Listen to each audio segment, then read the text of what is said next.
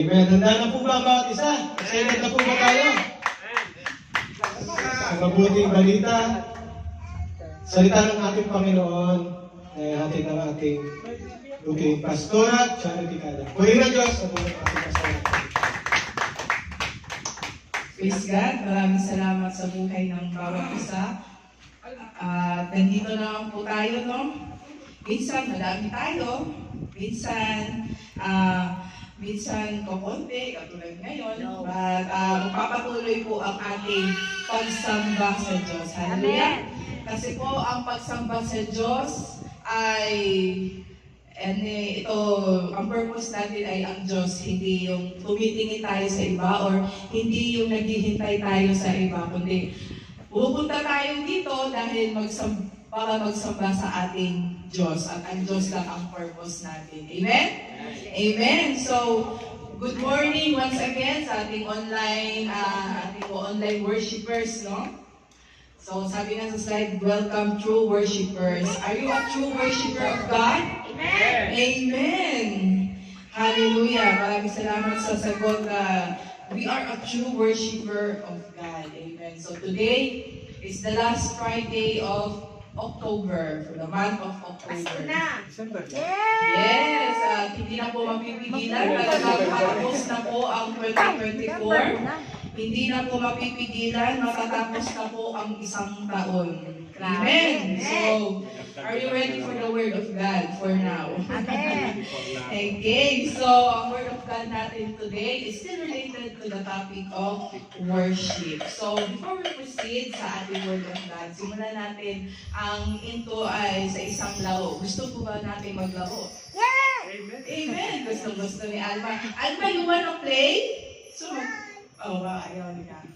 Later na. So, simulan natin ang isang laro. Are you familiar with the game na 4 picks, 1 word?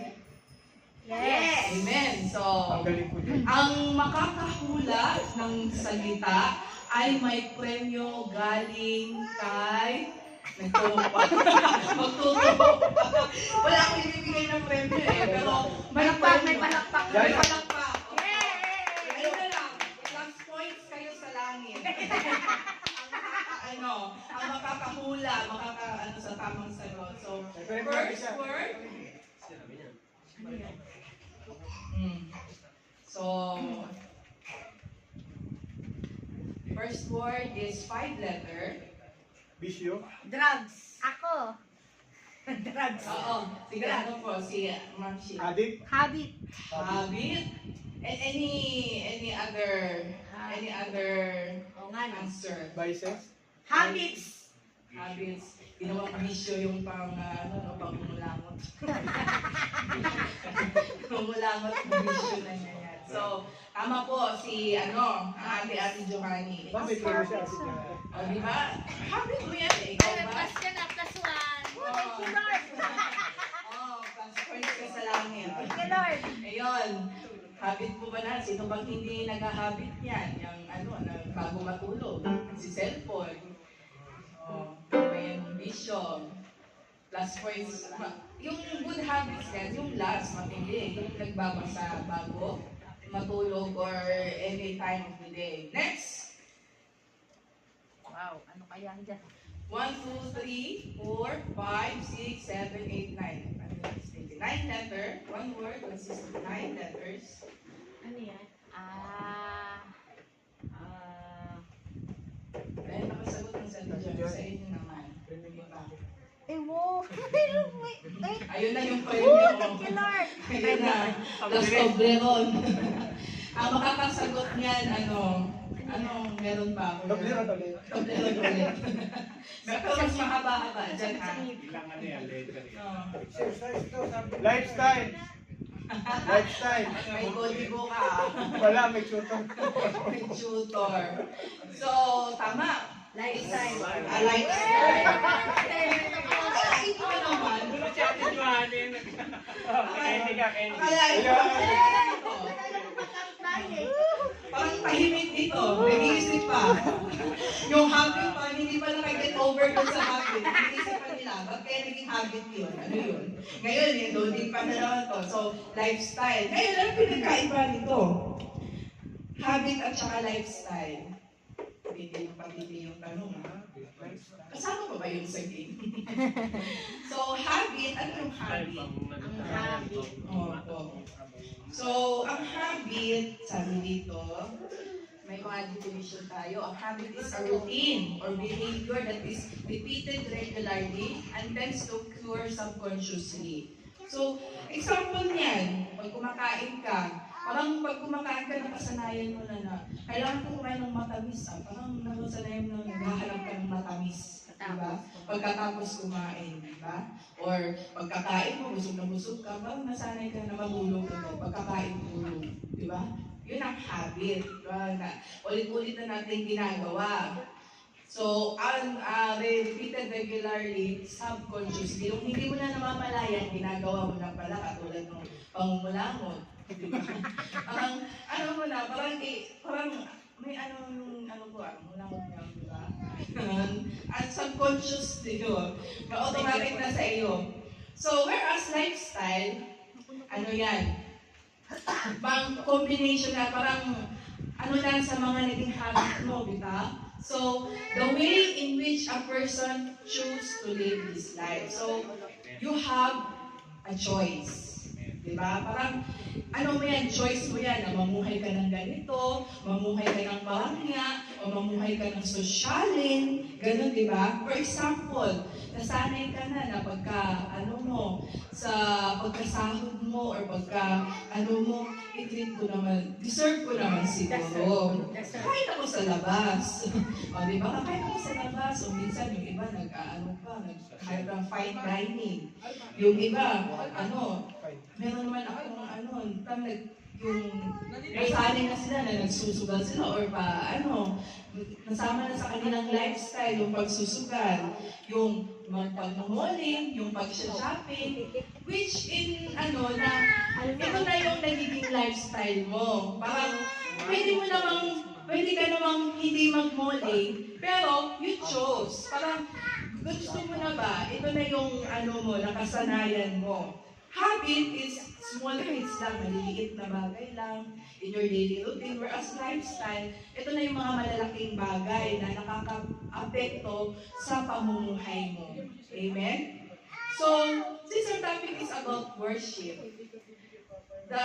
I think it's the biggest natin na ang worship is, every Christian is gawin natin habit and lifestyle. Amen? So, magsisimula sa maliliit na bagay, yung pag-devotional natin, 10 minutes pray ka, ganyan. And then, hanggang sa patuloy mo nang ginagawa yan, nagiging lifestyle mo na. Hindi na kumpleto yung araw mo, o hindi na kumpleto yung linggo mo na parang hindi ako nakapag-pray, hindi ako nakapag-devotional. It's a part of your lifestyle, yung pag-worship. Amen? Amen. So, kapag kasi Kristiyano ka, you are a worshiper. Amen? Every Christian should be a worshiper. You are required to be a worshiper. Hindi yung hindi dahil pagka-Kristiyano, hindi yung kurso ba na nung tapos ka ng high school, namili ka na, mag-nursing ako, mag-doktor ako, o mag-teacher ako. Hindi. Ang pag-worship, ang pagsamba, is mandatory para sa atin. Kapag ka-Kristiyano ka, ay dapat talaga magsasamba ka. O marunong kang magsamba. Required sa atin yan. Amen? Amen. Amen, mga Kristiyanong hindi worshiper. Amen. At ang pagsamba ay isang kautusan na dapat sinusunod natin. Amen? Diba? Kasi sabi nga doon, ang first, sa mga unang mga commandments ni Lord sa Old Testament, worship the Lord your God. Amen? So, isa itong kautusan para sa atin na dapat nating sundin. Amen. So right now, are we ready to worship the Lord through His Word? Amen. Amen. So, we will worship the Lord through listening and meditating on His Word. Hallelujah. Let's bow down our heads and pray. Lord God, maraming salamat, Lord God, sa iyong salita na hinanda niyo para sa amin ngayon, Lord God. Lord, I pray, Lord God, that you will be our teacher, Lord God. Be our preacher today, Lord God. Lord, ikaw po ang manguna. Holy Spirit, lead us, Father God. Lord, ikaw po ang magbukas sa aming puso't isipan, Lord God, na tanggapin at unawain ang iyong salita, Lord God. Lord, this we pray through the name of your Son, Jesus. Amen and amen. Amen. Father God, thank you, Lord. So, I believe ang worship is a wide topic, di ba? Malalim at malawak. Agree po ba tayo? Amen. So, kaya nga, natanong ko si Kuya Will kasi minsan, aside sa natapil na nila lahat, parang nakakalito na. Kasi, ano pa bang iyan natin sa worship? Pwede din natin, ang worship, pwede din natin siyang i-relate sa iba-ibang topic. Katulad ng praise and worship. Di ba? Magkaano talaga yon. Pray and worship. Amen? So, kaya minsan, namimintis tayo dito or minsan hindi na nalilito tayo. Kaya, it's important na mag-check natin kung yung mga pagsamba natin o yung pagsamba natin tama pa ba or inline pa ba kay God or tama pa ba yung worship natin sa guidelines according to the will of God, according to the guidance sa guidelines ni Lord. Amen? So, sa worship, alam po ba natin na ang mga pagsamba natin at ang pag-worship natin ay sinusukat ni Lord? Amen? Sinusukat po pala ni Lord yung mga pagsamba natin. Amen?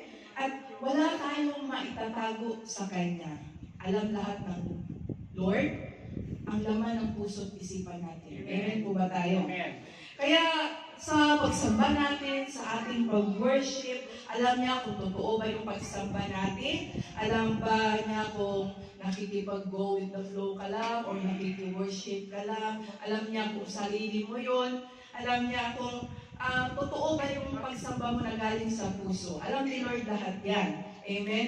Kasi kung totoo ang ating pagsamba, ito'y kanyang tinatanggap.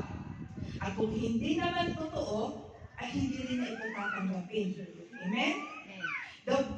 Merong verse sa Revelations, the book of Revelations, chapter 3, verses 15 to 16. Sabi dito, I know your deeds, that you are neither cold nor hot.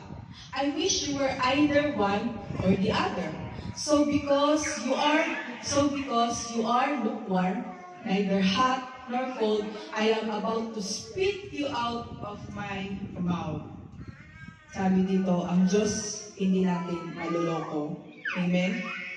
Kaya sa ating pagsamba, alam ni Lord kung ang pagsamba mo ay totoo o bukal sa puso. Pag totoo ang iyong pagsamba, okay yan kay Lord, tatanggapin niya. Pero kung hindi, anong sabi niya? Isusuka niya ito. I'm going to spit you out of my mouth. So, ang illustration dito, for example, may pagkain ka, may ulam ka, ayaw mo itong masira, kaya kung ayaw natin itong masira, it's either painit natin or ilagay natin sa malamig. Amen? Pero kung itong pagkain na to, hahayaan lang natin sa labas, mapapanis. So, ay, maubos. Depende sa mga kasamahan mo. So, yung pagkain, hahayaan lang natin siya in a lukewarm temperature, hindi mainit, hindi malamig. Ito ay panis. Panis. So, pag panis, syempre, hindi na ito katanggap-tanggap sa panlasa natin. So, same as worship. Kung tayo mag-worship kay Lord, dapat tayo'y hot na hot. Amen. Amen. Hot na hot sa pag-worship kay Lord. At huwag tayong magbigay ng lukewarm. Yung panis ba? Parang panis na pagsamba. Hindi mainit, hindi rin malamig. Alanganin na pagsamba. Dahil ito ay, sabi na, isusuka. Isusuka ka na. Isusuka lang ito ni Lord. Diba? For example, pagka ikaw ay hihigop ng mainit na sabaw, diba? Ang galing mga sa panlasa. Kapag mainit na mainit, diba? sa panlasa. Oh. Nag-rap. Pero kung ikaw naman ay iinom ng malamig at saka uhaw na uhaw ka, refreshing din sa pakiramdam, di ba? Pero kung in between, iinom ka ng malamig na hindi mainit ng sabaw, pangit. Di masarap. Ayaw mo, hindi mo tatanggapin. At kung ikaw naman ay uhaw na uhaw, tapos nagawa mo ng mainit at malamig, tapos kung yung mainom mo hindi malamig, parang hindi ka ma-refresh. Hindi maiibsan yung uhaw mo. So, same as worship natin. Ang pagsamba natin, dapat katanggap-tanggap kay Lord. Amen? Amen. Huwag natin siyang bigyan ng panis na pagsamba. Dahil ito'y kasuka-suka. Amen. Amen? Amen. So, sabihin natin sa katabi natin, huwag ganon. Sige, gisingin natin yung mga huwag ganon. Gisingin natin yung mga nasa likod, yung mga napasandal. Huwag ganon. Huwag ganon. Mga natutulog dyan Huwag ganon. Ang salita naman ng Diyos ngayon. So, ang salita ng Diyos ngayon is about the true spirit of worship. We will find it, ang ating passage ay makikita natin sa Book of Mark 14, 3 to 8. Mark chapter 14, verses 3 to 8. Ang storya nito ay may version din ang Matthew. May iba din version ang Book of Gospel. Meron din sa John and Luke. Pero ang pagbabasihan natin ngayon sa ating passage is from the Book of Mark. So, kung hindi nyo mabasa, sino po makakabasa? Mark 14, 3 to 8. 14, 3 to 8. Amen. So, may I ask someone, saan mo na ba? While he was at Bethany in the house of Simon the leper, as he sat at the table, a woman came with an alabaster jar of very costly ointment of nard, and she broke open the jar and poured the ointment on his head. But some were there who said to one another in anger, "Why was the ointment wasted in this way? For this ointment could have been sold for more than 300 denarii, and the money given to the poor." And they scolded her. But Jesus said, "Let her alone. Why do you trouble her? She has performed a good service for me. For you always have the poor with you, and you can show kindness to them whenever you wish. But you will not always have me. She has done what she could. She has anointed my body beforehand for its burial." Amen. So, God is the reading of His Word. So, sabi dito, verse 8, may isang babae daw. Ang nangyari dito, this is the story about the alabaster jar. Amen? So, nangyari ito sa bahay ng nagngangalang Simon the leper. Ano po ba yung leper? Leper. So, isa Simon, isa siyang may ketong dati na pinagaling. So, sa bahay ito ng si Simon the leper, at nandun din si Jesus. So, there was a woman, ang sabi sa ibang version, ang pangalan niya ay si Maria, Mary. So, as he sat down, si Jesus daw nakatayo, nakaupo doon sa table sa bahay ni Simon. Dumating itong babae na si Maria, at ang ginawa niya ay nagdala siya ng kanyang alabaster jar, binasag niya ito sa paanan ni Lord, binasag niya ito, at kanyang ipinahin, inanoint niya kay Jesus. Amen? Nung ginagawa ito ni Maria, may mga tao nagsabi, sa verse 4, sabi, "Why was the ointment wasted?" Parang sabi na sayang. Isang taon salary. Oo, sayang din nila. Sayang naman, bakit naman? Ganun ang ginawa niya sa perfume niya. Sayang. Ang sabi pa nila, pinambili na sana ng ganito, ganyan. O pinaano na sana sa mga mahihirap, mas napakinabangan pa. Parang ang sabi nila, pagdating kay Lord, bakit kaya ganun ang sabi nila noon, na parang pagdating kay Lord, sinasabi natin sayang. Di ba? Nangihinayang sila. Pero, ang sabi ni Lord, sinita din sila ni Lord. Sabi niya, hayaan niyo siya. Hayaan niyo siya dahil ang ganda-ganda ng ginagawa niya para sa akin. Di ba? So makikita natin dito, sinukat ni Lord, nagsusukat ni Lord. Si Maria, ganun ang ginawa niyang pagsamba at yun ay tinanggap ng Diyos. Nagagandahan ang Diyos sa ginawa ni Maria. Amen? So, makikita natin dito na sinusukat pala ni Lord yung pagsamba natin. Amen? So, at may response si Lord. Anong sabi ni Lord doon sa ginawa ni Maria? Ang ganda-ganda ng ginawa niya. Di ba? Pero bakit ganon? May mga tao na sinabing, sayang. Sayang naman. Or sa atin, baka tayo mismo ang nagsabi na, sayang naman. Parang ganito lang yan. Sino dito ang nagsuot ng kanyang pinakamamahaling sapatos ngayon? Ako. Wala akong sapatos. Ako. Wala. Sino ang nagsuot ng kanyang pinakatatagong polo shirt, yung pinakatatagong damit niya ngayon dahil araw ng pagsamba? Pagod eh. Wala. Ako tinago eh. Wala. Hindi na, wala. Bakit hindi nyo, tingnan nyo yung mga katabi nyo? Ano sabi? Ano ba? Kaya, bakit hindi mo sinuot yun? Yung kay Pastor Eli lang Ang yung sabi, sinuot natin eh. bakit hindi nyo sinuot yun? Hindi nagkachinelas na kayo. Ay, sayang naman. Sa church lang naman. Ay, sayang naman sa, hindi lang naman. Ito lang naman kami. Diba? Ano sa tingin nyo? Katanggap-tanggap o kasuka-suka? Amen. Hindi kasi sa church lang naman. Sayang naman. Bawal na lang mabuno. Kaya si Judy, Diba? ito na niya yung last niya. So, Judy, ayun. Kaya nga ang sabi sa verse 7, may sinabi dito after that, sabi ni Lord, for you have always the poor with you, and you can show kindness to them whenever you wish, but you will not always have me.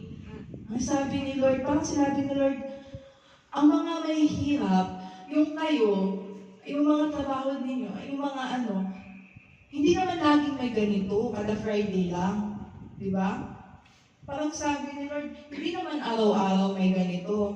Week Friday lang naman. Di ba? So, bigyan niyo naman ako ng karapat-dapat na pagsamba. Amen? Amen. Pag sa trabaho natin, ayos na ayos tayo. Uniform natin, planchado, yung uniform. Talagang ayos na ayos ka kasi baka masita ka ng manager, ng mudir. Pero pag dito sa pagsamba, kung ano lang mabunot, di ba? Kung ano lang mabunot, nakachinelas pa. Di ba, yung medyas, hindi pa pares. Yung medyas mo, pagsuot, pagdating mo pala dito, butas-butas pala. Tapos, minsan pagpunta ka dito, pwede naman, hindi pa ako late na, huwag na, hindi na ako maliligo. Hindi na ako. Tapos pag nakita ka ni Lord, pupunta ka dito, pinunta mo, magsasamba? Ano tingin ni Lord? Ano kaya sa tingin ni Lord? Katanggap-tanggap o kasuka-suka? Hindi ko man lang naligo. Sa punto pala na hindi naligo, kasuka-suka na, no? Kaniligo lang kami sa araw. Amen? So, di ba? Ang gusto ni Lord ay ang totoong pagsamba. Amen? Yung maayos na pagsamba. Di ba? Kaya in this passage, makikita natin na may 4 na batayan. Ang true spirit of worship. Makukuha natin ito. May makikita tayong 4 na batayan sa istorya na ito. Unang-una, the true spirit of worship consists of giving your all. So, pagbabasihan natin kung ginawa ni Maria. So, pagbibigay ng lahat sa atin. Ibibigay daw natin kung ano meron tayo, kung yung lahat ng meron sa atin. So, ano po ba anong ginawa ni Maria, yung inalay niya yung alabaster jar niya? Yung sa ibang verse, it's not alabaster jar. Parang ito yung alabaster box din. And this box consists of perfume. Yung perfume na talagang yung pinaka pinaka-iingatan niya. So, sabi nga ni tatay kanina, ang isang alabaster jar is cost 300 denarii. So, yung 300 denarii, by that time, katumbas yan ng isang taong sahod ng isang manggagawa. Wow. Diba? So, isang taong sahod mo, kaya mo bang ibigay kay Lord yun nang walang tumpik-tumpik? Diba? Yun pa lang, sa punto na yun, wala na tayo sa ginawa ni Maria, diba? So, 300 denarii. That perfume cost of 300 denarii. So, isang taon na sahod ng manggagawa sa araw na yun. But Mary, she gave it all. Binasag niya nung walang kasayang-sayang, walang pag-aalinlangan. She gave it extravagantly to Jesus. Amen? So, ano po bang kahalagahan ng isang alabaster box or alabaster jar ng panahon nila? Isang babae, sa panahon na yon, for example, ito yung pinaka-iingatan niyang treasure. Ito yung parang pinaka-mahalaga sa kanya. Itong perfume na ito, isang alabaster jar. Ito ay, laman nito ay perfume. So, parang kumbaga, binigay ba sa kanya ito or parang pinagtrabahuan niya ito ng isang taon. At kapag nabili na niya ito, itatago na niya ito. Itatago niya ito, ilalabas lang niya ito kapag siya'y ikakasal na. Lalabas lang niya ito sa kanyang, sa gabi na siya ay kinasal na. Wow. In other words, honeymoon. Mabang-mabang. So, ang honeymoon, ang gagawin niya doon sa perfume na yon na iniingat-ingatan niya ay kanyang gagamitin. Ibubuhos niya sa kanyang katawan. Dito. Ewan ko lang. Wow, di ba? Honeymoon. Hindi siya, Oo. Sa atin, ganun lang. hindi siya pare-pare. Buhos talaga, ganun. Oo, sa honeymoon. Ano sa tingin niyo, di ba? Grabe naman yan. Oo, di ba? Sa gabi ng kanyang kasal. So, si Maria, hindi na niya hinintay. Or, he made that choice. She made that choice na ito'y hindi niya ibibigay sa kanyang pansarili o sa kanyang mapapangasawa, kundi ito'y inalay kay Jesus. Amen? Walang pag-aalinlangan. She gave all. Kasi ito yung pinaka-best na asset mo. Ito yung pinaka-best na belonging mo by that time. If you have this alabaster jar, consists of perfume as a woman by that time. Di ba?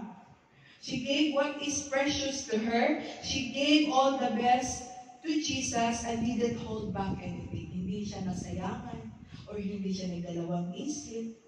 Kaya nga, may mga taong hindi nakaintindi, di ba? Nakakaintindi. May mga audience nung binasa niya ito, nung ginawa niya ang bagay na iyon kay Jesus, ang sabi ng mga tao, hala, bakit niya ginawa yun? Sayang. Or, bakit niya kay Jesus yun? Di ba dapat sa mapapangasawa lang niya yun? Yun ang mga sinasabi ng tao. Parang sa pag-worship din natin, di ba? Hindi tayo maintindihan ng ibang tao. Pero dahil ginagawa natin ito para kay Jesus, huwag natin silang pakinggan. Amen? Amen. Like kay Mary, hindi niya pinakinggan, hindi siya nakinig. Parang yung ginawa niya is a way of expressing na mas mahal ko si Lord, mas mahal kita, Jesus, higit pa sa mapapangasawa ko, or higit pa sa, mahal ko sa buhay, di ba? Or sa sarili ko. Yun ang ginawa niya. That's the point number 1. Giving your all, giving your best to Jesus. At ganun ang hinahanap ni Lord sa pagsamba natin. Yung bigay todo, yung the best, walang pag-aalinlangan, at hindi importante yung anumang sabihin ng ibang tao, basta para kay Lord. Amen? Amen. Giving our best to the Lord. Number 1, true spirit of worship. Next, true spirit of worship, according to the passage. Mary came to be a blessing. May hiningi ba si Mary? Nung ginawa niya yun? May hiningi ba siyang kapalit? O pumunta ba siya doon dahil may sakit siya o nag-aagaw buhay siya? Hindi. She didn't ask for anything. Pumunta siya doon para i-bless lang si Lord. Para i-worship lang sa mag-worship lang kay Lord. She didn't even come there to receive something. Hindi siya doon pumunta para may hingin kay Lord. Di ba may nag-time? Dinudubunda si Lord kasi yung iba gusto ng kagalingan, gusto gumaling sa mga sakit nila, yung iba gusto makakita ng milagro, yung iba gusto na may mga hinihinging, ganito, ganyan. Pumunta siya para maging blessed. She came to give. Amen? Minsan kasi may mga tao na, tara punta tayo sa church, stress na stress ako, parang bigat ng pinagdadaanan. Dami kong problema. Di ba? Kailangan ko yata magpa-pray, pastor, pumunta akong church. Amen. At wala namang mali dyan. Nothing wrong with that kasi ang Diyos naman natin kayang ibigay at gustong ibigay ni Lord kung ano. Handa tayong tulungan ni Lord anytime. Amen. Amen. Pwede ibigay ni Lord lahat yan sa atin. Pero kung yun at yun na lang ang purpose natin para magsamba, pagpunta dito, parang may mali na dyan. Hindi na mali. I-check na natin ang pagsamba natin. Hindi yung pagdating dito, puro na lang, Panginoon, Panginoon, Panginoon. Kailan ka masasabing Panginoon? Ay, meeting. Puro lang, Panginoon, Panginoon, Lord, Panginoon. Pangin yan, Panginoon. Hindi na tayo nakapagsabi na Panginoon. Wala nang ganyan. Di ba? Puro pahingi. Puro na lang pahingi. Lord, bless me, Lord. Lord, give me this. Lord, hindi ganyan. Dahil natin hinihingi. Pero, kailan naman tayo magbibigay para kay Lord? Amen? Kailan naman yung tayo ang magbibigay para kay Lord na walang kapalit? Amen? Psalms 34:1, sabi dito, I will bless the Lord at all times and His praise shall always be in my mouth. Kaya nga sabi dito, I will bless the Lord at all times. At itong word na bless na ito is also correlated with the word worship. Hindi itong bless na may ibibigay tayo. But this is worship. Parang another term is, I will worship the Lord at all times. So, lagi pa na tayong dapat magsamba. Kailan tayo dapat magsamba? Lagi-lagi. Sa lahat ng panahon. Dapat nagsasamba tayo sa Diyos. And His praise shall always be in my mouth. At itong bibig natin dapat pumupuri at sumasamba kay Lord. Amen. Amen? Dapat ginagamit natin itong mga bibig natin para magbigay puri at pagsamba kay Lord. Amen? Kaya sabi mo sa tabi mo, kaya ka pala may bibig. Kaya ka pala may Kaya ka pala may bibig. Kaya pala tayo may bibig. Para magpuri at pagsamba sa Diyos. Di ba? Tama. Akala ko ba marites lang to eh. Akala ko pa marites to. Hindi pala. Para pala ito, magpuri at magsamba sa Diyos. Amen. Tapos, pagdating dito, nakatikom pa yung bibig mo. Pag ganun pa, nandiyan ka lang sa gilid. Parang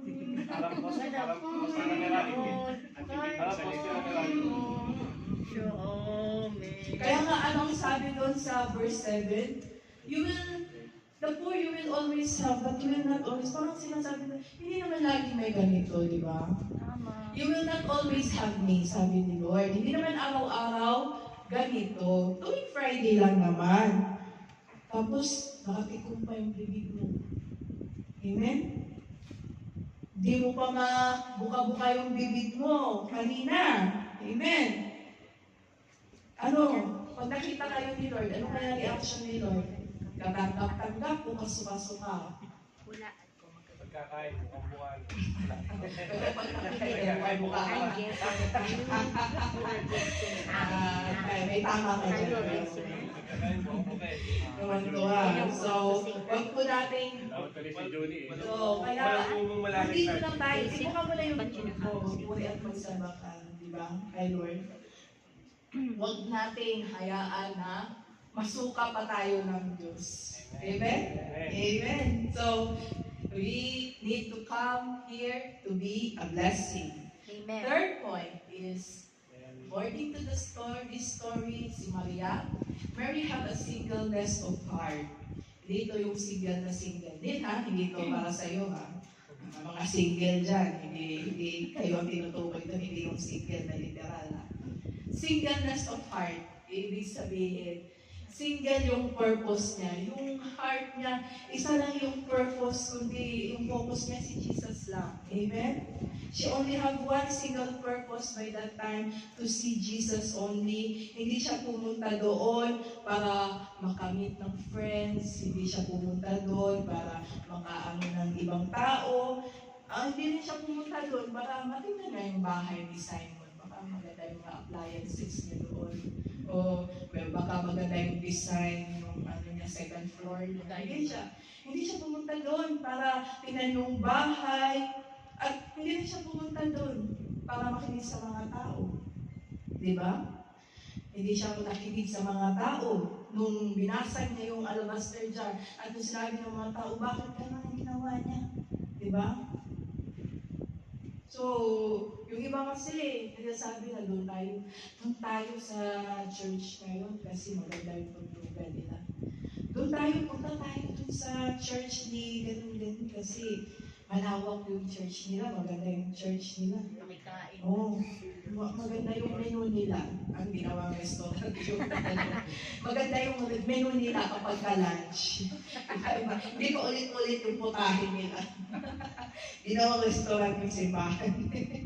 So, kapag ganito yung purpose natin, na pumunta tayo sa church kasi maganda yung tugtugan, magaling yung preacher, o maganda yung simbahan, ay iba yung focus natin, o yung purpose natin, hindi na si Jesus. Amen? Amen? Dapat kapag tayo magsasamba, ang purpose natin ay si Jesus lamang. Amen? Amen. Amen. You come to worship for no other reason except Jesus. Amen. Amen. Amen. Kaya sabi ko nga, pag may mga panahon na madami tayo, di ba? May katulad ngayon. Itong panahon na to, medyo unti lang tayo. Pero, so what? Patuloy ang pagsamba. Kasi yung pagsamba natin ay hindi sa ibang bagay. Kundi ang pagsamba natin ay sa ating Panginoong Jesus. Amen? Amen. Amen. Kaya kung konti, kung marami, patuloy tayo magsamba sa Diyos. Amen? Amen. So you don't even come to church because of your friends. Amen? Hindi tayo pumunta dito sa simbahan para makipag-meet sa BFF natin, yung sa mga natin, na pag-utangan natin, gano'n. Wala. Come to church because of Jesus. Amen? Amen. Kahit pa boring yung service, kahit pa yung preacher, yun, magtagal yun, come to church. Kasi si Jesus yung inaano mo. Yung kahit pa mali-mali yung tugtugan, hindi nakapag-practice yung worship niya. Well, kahit pa mali-mali yung tugtugan, come to church. Diba? Kahit kulang ng practice, yung natin, worship team natin, come to church. Amen. Kasi ang pinunta natin yung magpagsamba sa Diyos. Amen? Amen. Amen.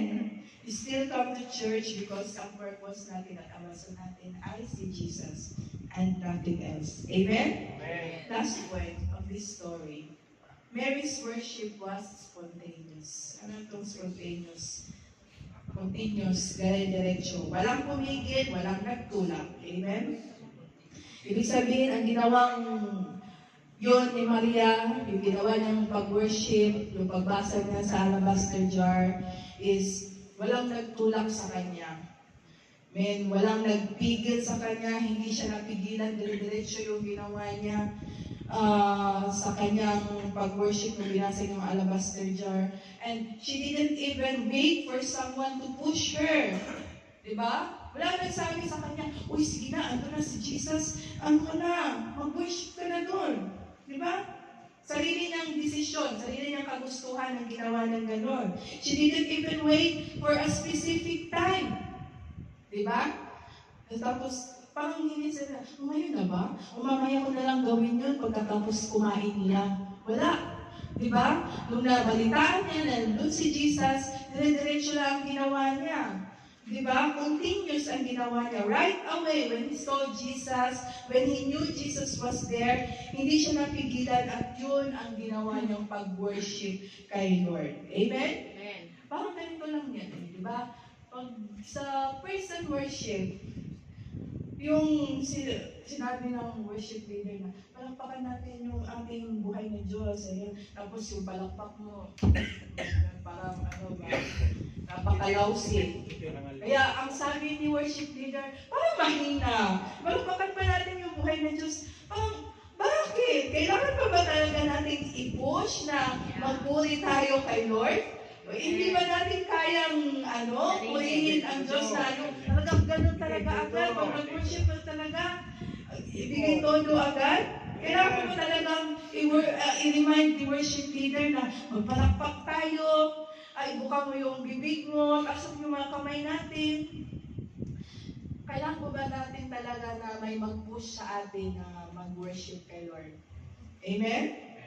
Na bakit? Hindi ba karapat-dapat si Lord? Sa masigabong palakpakan natin. Amen. Hindi ba karapat-dapat si Lord na worship? Amen? Si worship leader, lumalabas na yung ugat, kakakonvince sa atin. Ibuka mo yung bibig natin. Siya lang ang kumakanta. Yung baka, ka na, ibuka mo yung bibig, kanta ka, ganyan. Nakapaos-paos na yung worship leader, tapos ikaw, patayo-tayo lang dyan, pakamay-kamay lang sa tabi. Kamay-kamay lang. Pakuya-kuya lang, nakatipong pa yung bibig. Ganun.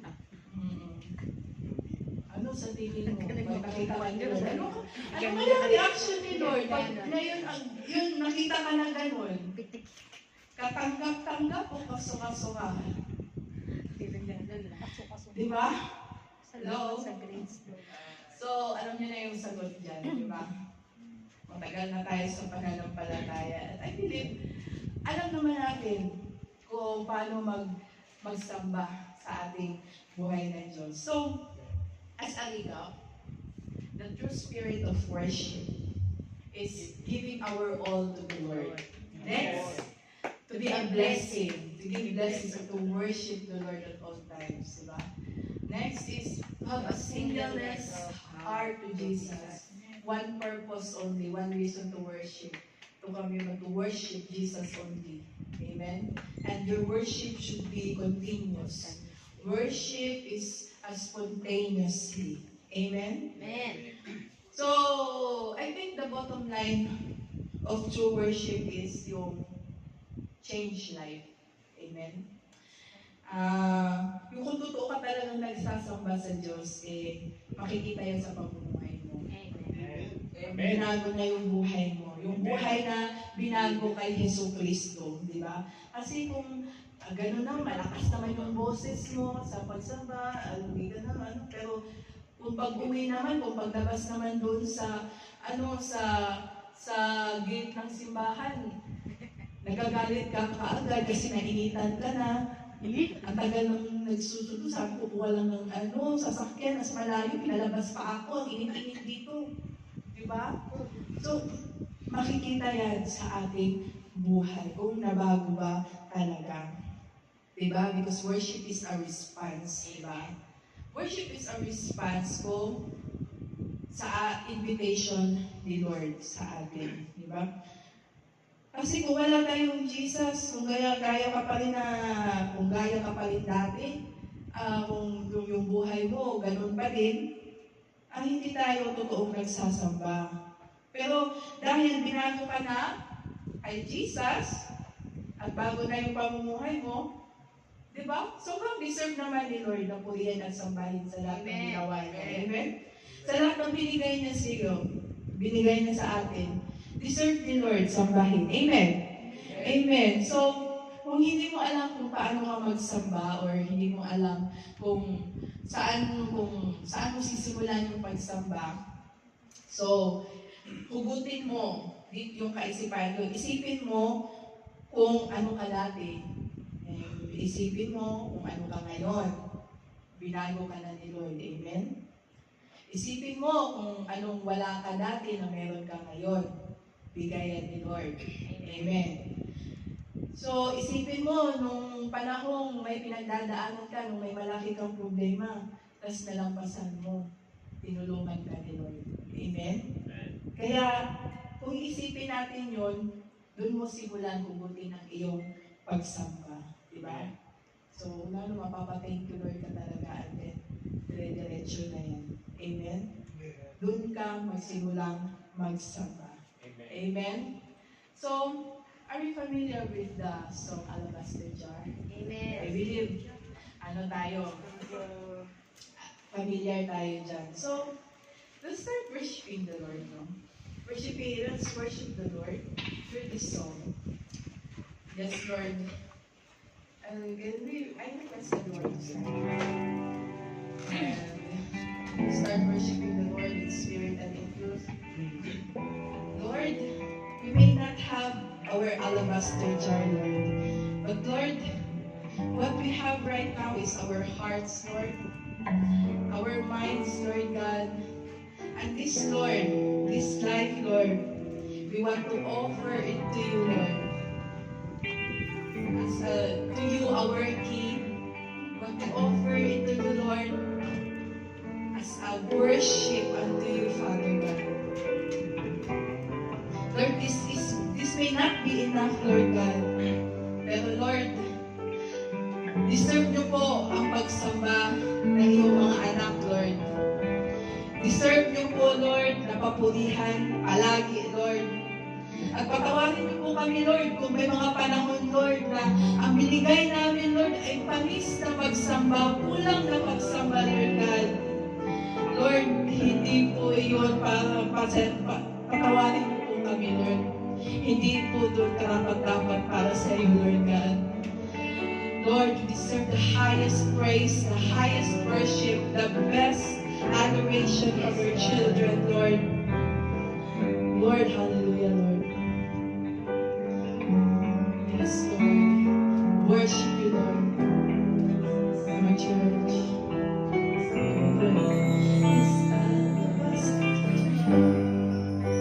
It's all I have for. I break it at your feet, Lord. It's less than you deserve. You're far more beautiful, more precious than the old. It's all of my desires and the fullness of my joy. Like you spill your blood, that's filled my heart as an offering to my King. My church, here I am, take me, Lord, as an offering.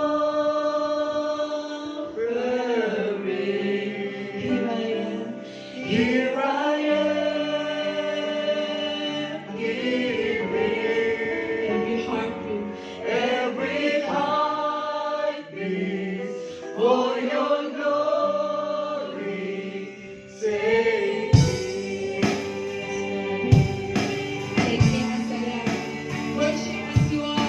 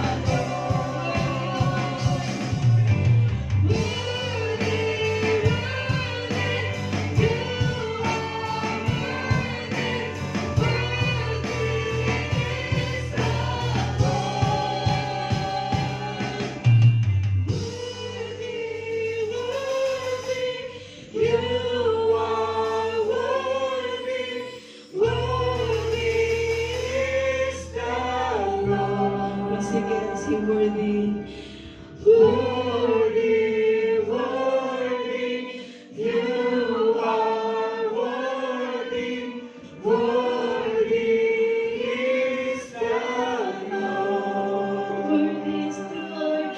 Worthy, worthy. You are worthy. Worthy is the Lord. Oh, church, worthy is the Lord. Worthy, worthy. You are worthy. Worthy is the Lord. You are worthy. Worthy, worthy. You are worthy. Worthy is the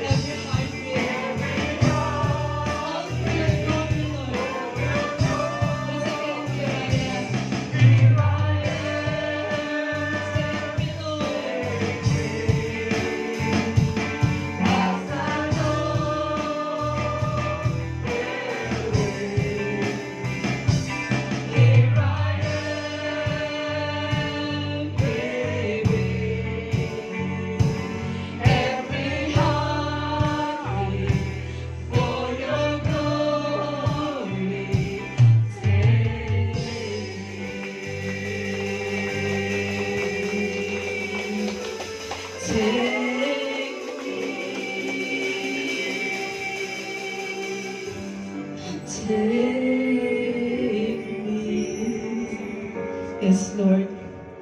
Take me as I am, Lord. Lord, we want to be an offering, Lord. And we pray, Lord God, that our life, Lord God, would be a pleasing sacrifice of praise and worship to you, Lord. Change us, Lord. We want to give you the praise, Lord, that you deserve, Lord. You deserve the best. You deserve all the glory, highest honor, highest form of adoration, Lord. Holy, holy, worthy, worthy is the Lord. Worthy is the Lamb that was slain. Holy, holy are you, Lord. We praise you, Lord. We worship you, Lord. We thank you, Lord, for your word. We thank you, Lord, for your teachings, Lord. We thank you, Lord, for the songs, Lord God. And we thank you, Lord, for the hearts of every people, Lord, of every worshiper that is here, Lord. I pray, Lord God, that you will bless their hearts, Lord God. Whatever their needs, Lord God, Lord, supply all their needs, Lord God. For you are rich, Lord God, and you are big, you are almighty, Lord God. Nothing is impossible to you, Lord God. Lord God, kung may pagkukulang sila, Lord God, fill them, Lord God. Kung ano mang mga pangangailangan, Lord God, may nararamdaman silang sakit sa kanilang katawan, Lord God, kung kailangan na ng kagalingan, Lord, Lord, you are our healer, Lord God. Gagalingin niyo po sila, Lord God. Lord, bigyan niyo po sila ng kalakasan, Lord God, kagalingan, Lord God. I thank you, Lord God, sa buhay na binago niyo, Lord God. Patuloy niyo po kaming baguhin, Lord God, araw-araw, Lord God. Para kami ay maging karapat-dapat, Lord God, na magsamba sa iyo, Lord God. Lord, turuan niyo po kami, Lord God, araw-araw na lumapit sa iyo, Lord God. Hallelujah, Lord God. Maraming salamat, Lord God, sa puso ng bawat isa, sa buhay ng bawat isa, Lord God. Bless niyo po sila, Lord God, kasama ng kanyang buong pamilya, Lord God. Lord, bless niyo po sila, Lord God. Protect them, Lord.